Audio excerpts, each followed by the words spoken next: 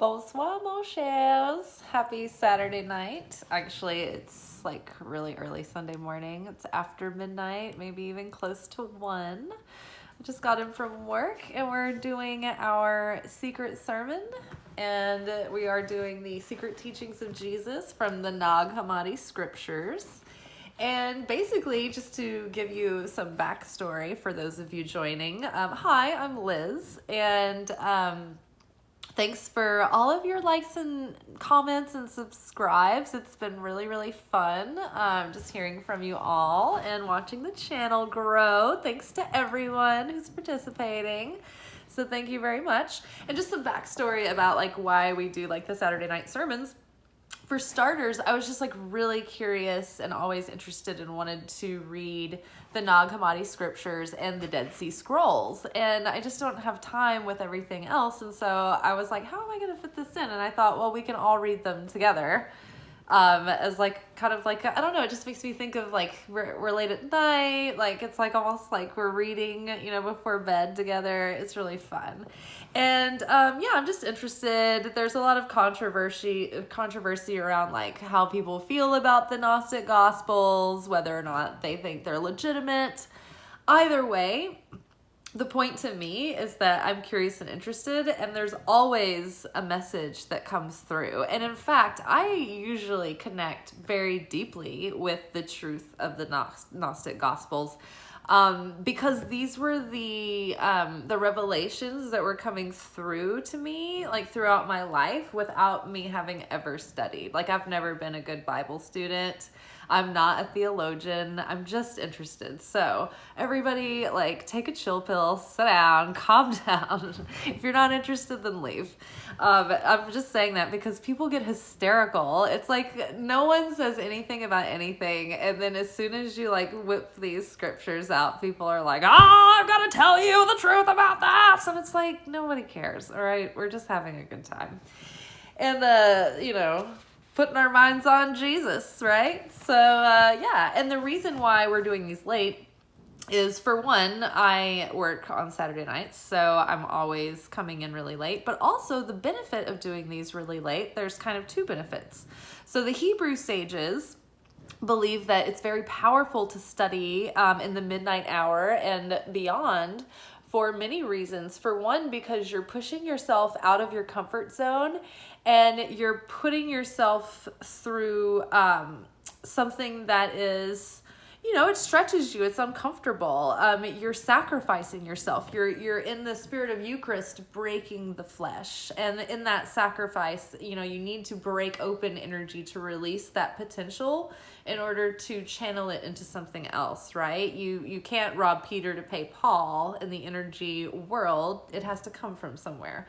So when we sacrifice our flesh or our ego or whatever, and we allow that to die and to be changed and transformed and transmuted, then that energy is recycled into elevating your soul and expanding your consciousness. And so when we put ourselves out of our comfort zone and we make a sacrifice to push through and stay up late and do this even when we don't feel like it and it's not comfortable, then those are the times where we get the most benefit and the most light, when it's most uncomfortable. And so, doing this time of night, it's like the seeds are well planted and you're setting yourself up to have even deeper understanding and deeper revelation about what the messages that are coming through.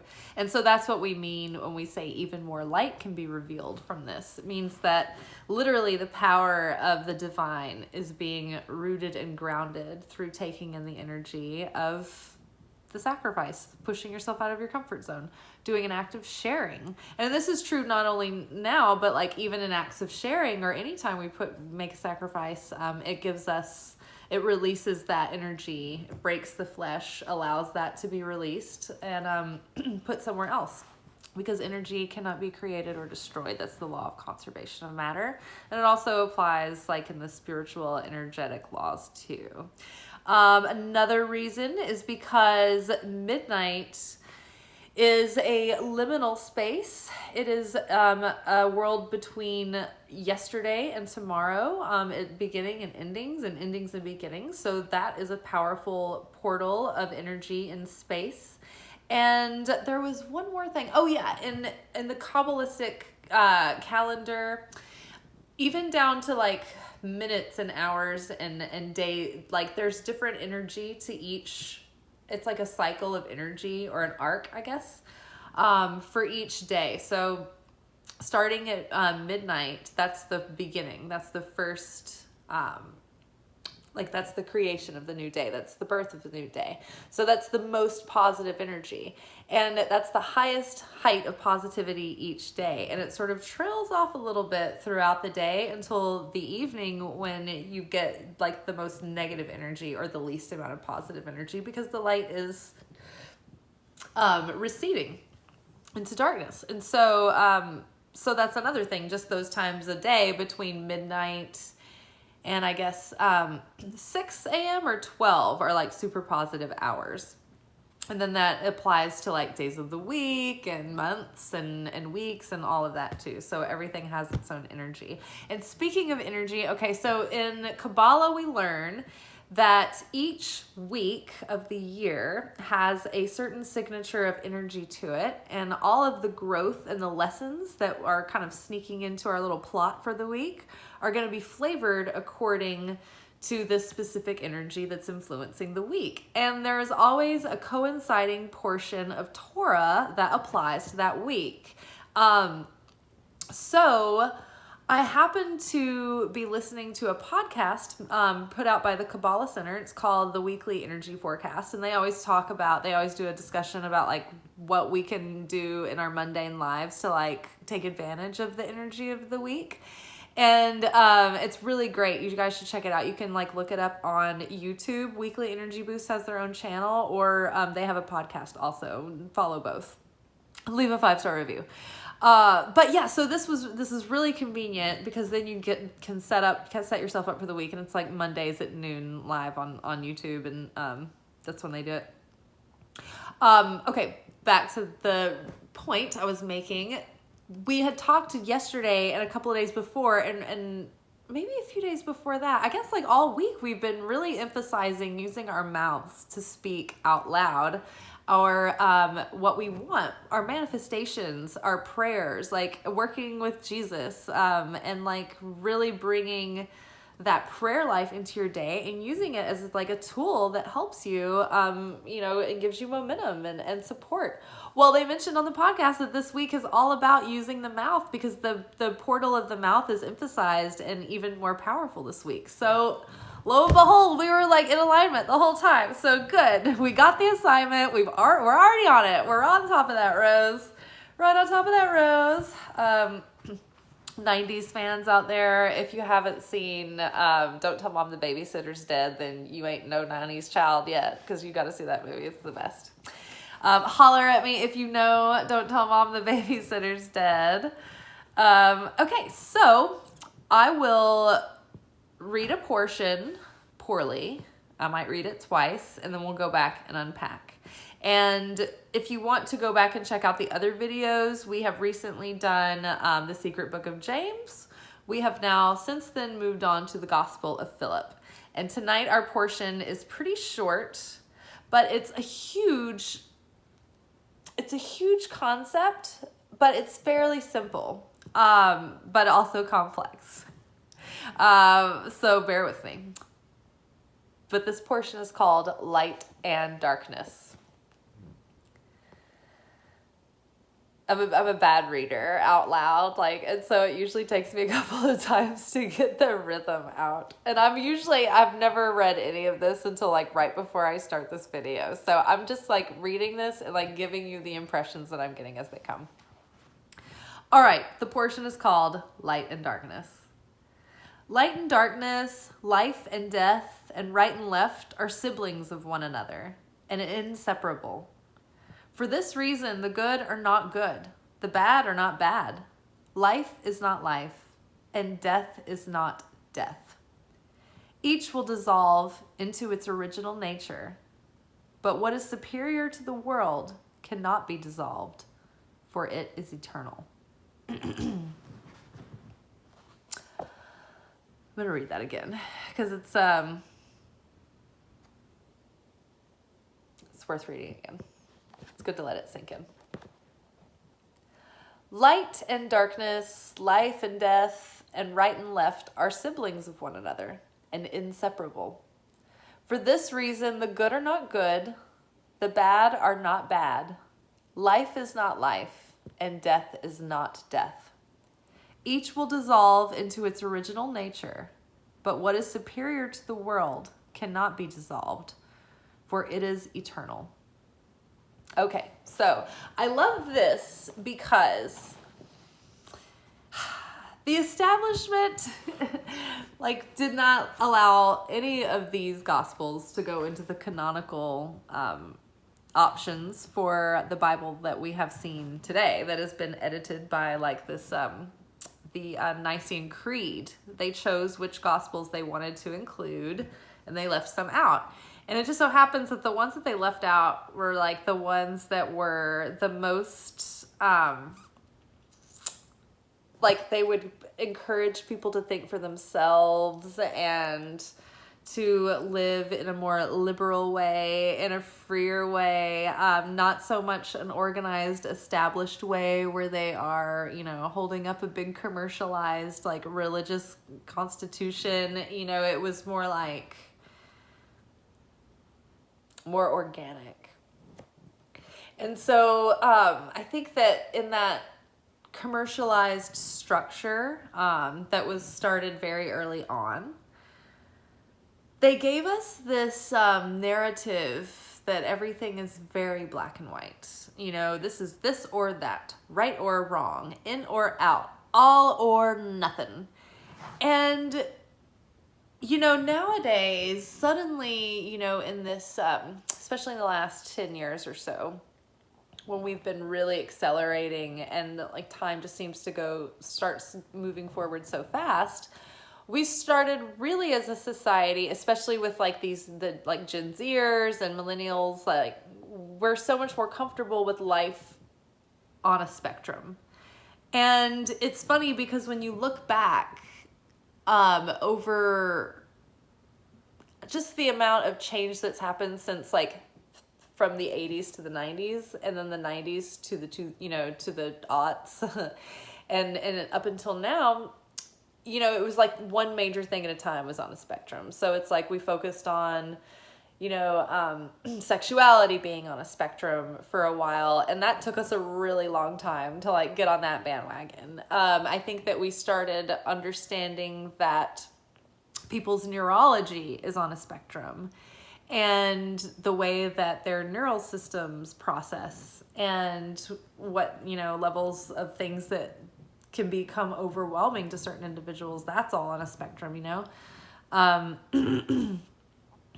The way we identify as ourselves and what we do and things like that are more on a spectrum. And so it was these categories, we started becoming more comfortable with them bit by bit. And now it's almost it's become this plaid. All of life feels to me it's kind of on a spectrum. I've always felt that the shades of gray told more truth than the absolute, black and white. Because life is complicated. When is it not more complicated than this or that, And so I think that when you get into deep mystic study and the real soul work, and beginning to even try to fathom things beyond our mundane comings and goings, I think that you can accept that and start getting the insights a lot faster if you can accept paradox very easily. And for me, it's never been a problem to be oh yeah, this and that can be true. And they can also cancel each other out because I am a paradox. Genetically speaking, all of my genes cancel one another out. A lot of my astrological chart should cancel each other out. So I'm a walking contradiction. So for me, it just is more natural to accept that, to be able to hold a paradox, to be able to accept living in a paradox, in a paradoxical state, being able to take two seemingly paradoxical ideas or viewpoints and hold them at the same time and see that there's more than one side to the truth. You know, there's more than one right way, and there's a broader spectrum than black and white. You know, there's every color of the rainbow is at its own resonance, and so is every energetic essence. It's all just refracted light at the end of the day. And so the metaphor of the color and the black and white is actually, it becomes true. And that's kind of what we're getting at here. It's like, you know, sometimes things are so magnanimously true. I don't know if that's the right word, but it's just such an enormous, there's so much depth behind a truth that it's almost impossible to talk about it directly by using literal language. You have to talk about it from the side in like these myths and poems and parables and metaphors, because it's a truth that's almost bigger than true. It's a mythic truth, and it lacks something. It loses something if you just try to say it straight out.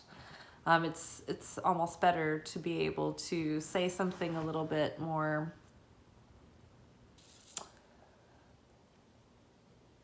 not evasive, but not quite obvious. Something that you chew on the concept. It's like a mental consciousness yoga, you know, that you stretch with it and you wrestle with the ideas, and they start coming to life.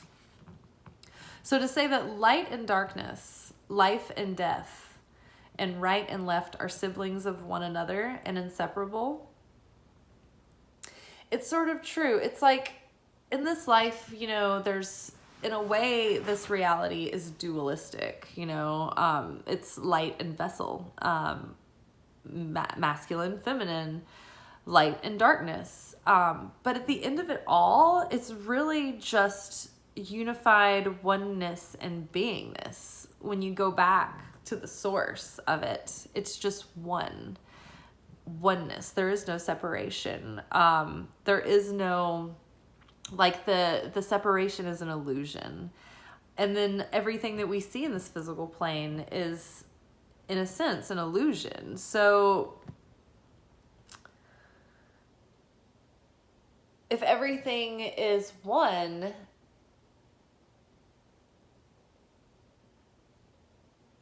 then it's all the same. Like, when you boil it down, it's all just energy packets of light and, you know, particles and atoms, and it's the light of the Creator, manifesting in all these different ways, experiencing Creator self through the veils and cloaks of our own ego shells that give us our unique personalities, right? So everything in this world, everything that exists is allowed to exist and is made by God and is approved by God, including the darkness. It plays its own role. It has a part to play. There's a purpose for it. And so it's beyond our grasp when we try to wrestle with the ethics and the ego thought process behind, well, how is it that darkness can exist in this world and it be allowed? But also, if you don't have any darkness on a negative and you try to print the photo, there's no image there at all. There's nothing, there's no dimension, right? So we need it all, and everything is the light, and everything comes from the light. And even when we come here, you know, before, when we're just souls, coming back for another round, we choose every single aspect of our lives, everything that we come here to do, who our parents are, why they were so terrible. Kidding. But no, I mean, for some people, it's like, oh, wow, I was born into a very like chaotic or dysfunctional situation. Why would I have chosen that? And that's part of what some of the grandest questions that we ask in our soul searching and our soul work is, as a soul, we have strengths and weaknesses, and we come here with basically a workbook of assignments to play the game of soul perfection, right? And so we come here to this world and we're like, okay, well, I want to pick out my personal challenges, and I'm going to really tailor this to like really press my buttons and like tear out all my weaknesses. And so, and I also, I will have these strengths, but in order to really use them, I have to resolve these weaknesses. I have to elevate them and embrace them and learn how it all creates this alchemy together. And so we have to embrace that. We have to embrace that process. So in that, you learn to appreciate even the difficulties, because they play a role. They do, and you're changed, and you're never the same afterwards, or you can be. I mean, some people refuse to change. They refuse to allow themselves to be broken open. Some people have chosen, or they lack the awareness to choose that, and instead they get broken down and they become bitter and they hold on to resistance, and they don't accept or look for, okay, why would I have chosen these parents? What would my soul's purpose for choosing this person be? Why did I need them to antagonize me this way? What does that actually serve? What has that done for me, or what could it do for me if I tweak my perspective about it just a little bit and use it as a strength, something that strengthens me?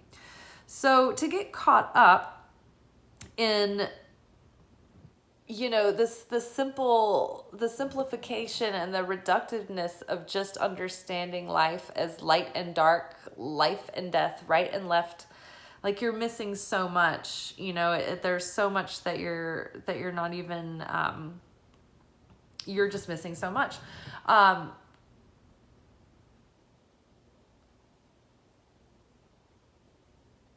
It's all the same and it's all good, and there's a purpose for everything. And so to start with accepting the situation you're in, and then pausing and asking, okay, why is this happening right now? Why is this in the movie?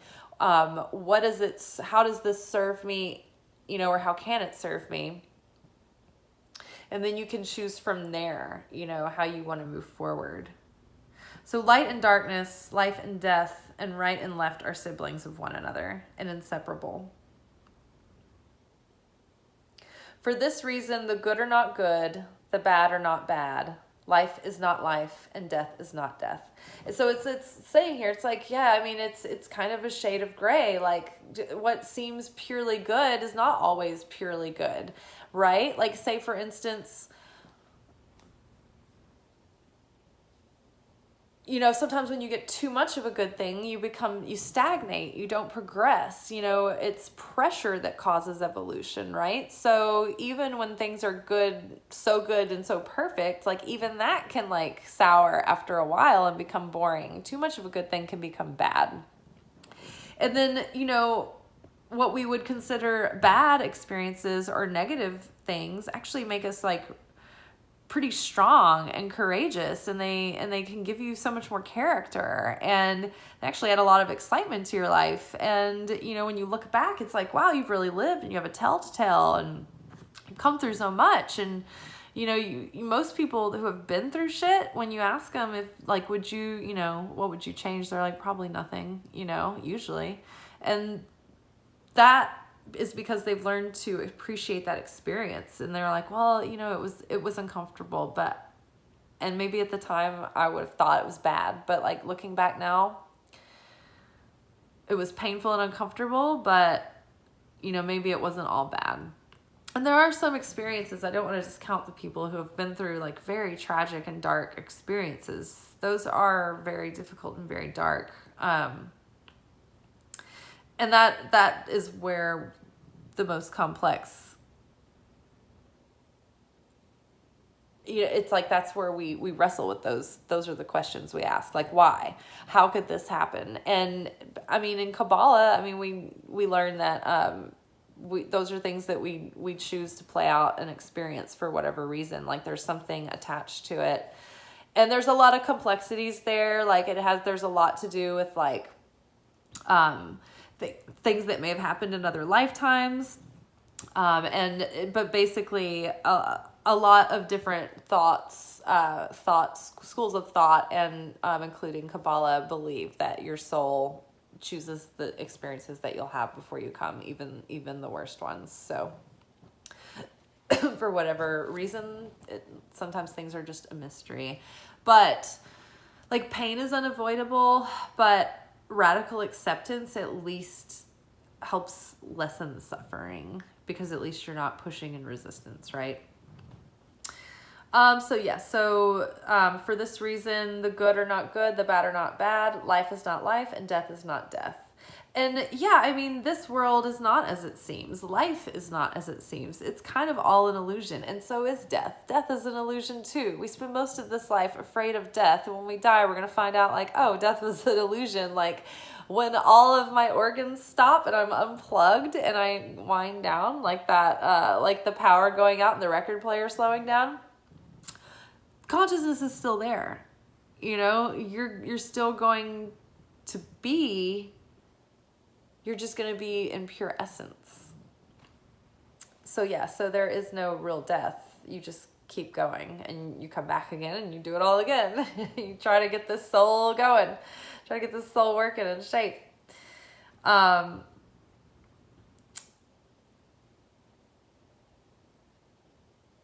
Yeah, and I think that you learn to look at life differently. I mean, just going on living in the mundane and in a comfort, stable, like solid, straightforward, that's no life either. And, once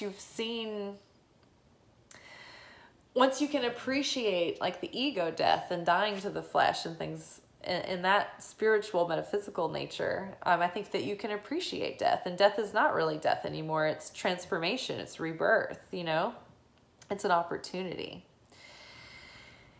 And it doesn't have any dominion over you, because death is only an illusion, and your spirit and your soul are still going to be alive in your consciousness.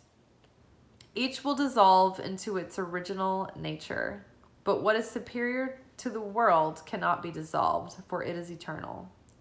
So like everything in this material realm and this like ego realm, the ego dissolves, it breaks down over lifetimes. And the more that we dissolve these layers of the ego and of the flesh and of the physical, at the end, it's the light. That's all it is. It's pure light. It's pure beingness. It's that pure divine essence. And in physics terms, we see that mirrored and represented by the fact that when you go down into like the tiny reality of physical, it's only, we're just light. Like literally our atoms are just energy packets of light at the end of the day. And when that is, when all of the flesh and all of the layers and all of the cloaks are dissolved from that, then what is left is just pure eternal beingness.